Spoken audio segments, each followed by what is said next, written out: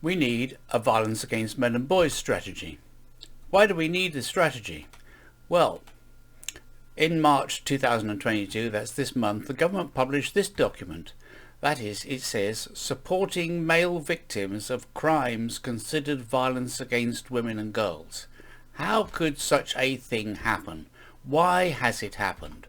Well, we need to look at the definition of violence against women and girls which the government is using. Now, if you were trying to develop a strategy on violence against women and girls, what you might expect is you might try and find out how much violence there is.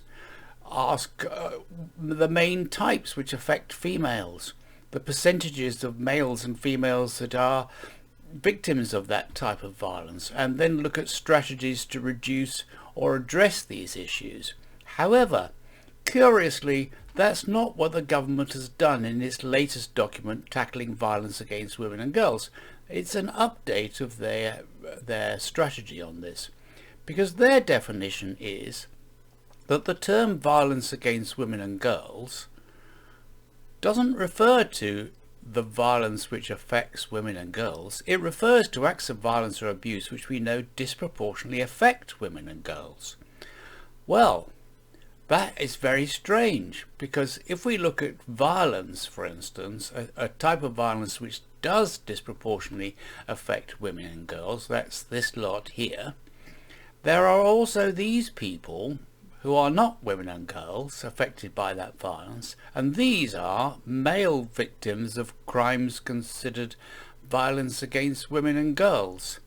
Well, there's something even sillier. If we look at homicide, which primarily affects men, for instance, obviously there are a smaller number of female victims of homicide, but these are not covered under violence against women and girls, because by the definition it doesn't affect them disproportionately. That's crazy. But where on earth did this come from?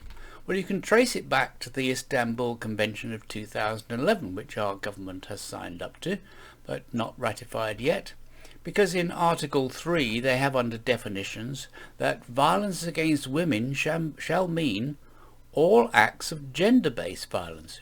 Same thing. Violence against women doesn't mean the violence which affects women, it means something else.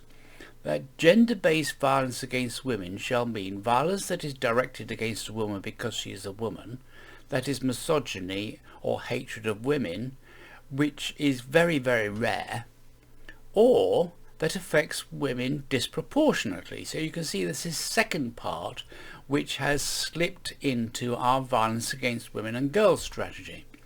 But we can see the same thing even earlier in the 1993 United Nations Declaration on the Elimination of Violence Against Women. Again, if you read that title, you think this is a jolly good idea.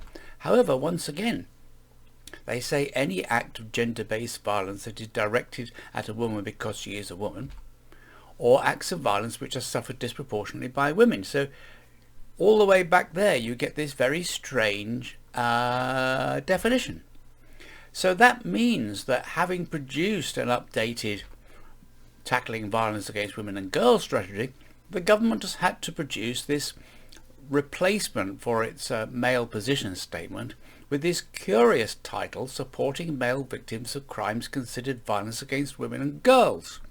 Well, the long-term solution is, of course, to abandon these silly definitions and just perhaps have a tackling violence strategy, and we could define violence against women and girls as the violence that affects women and girls, not this strange one that we have at the moment.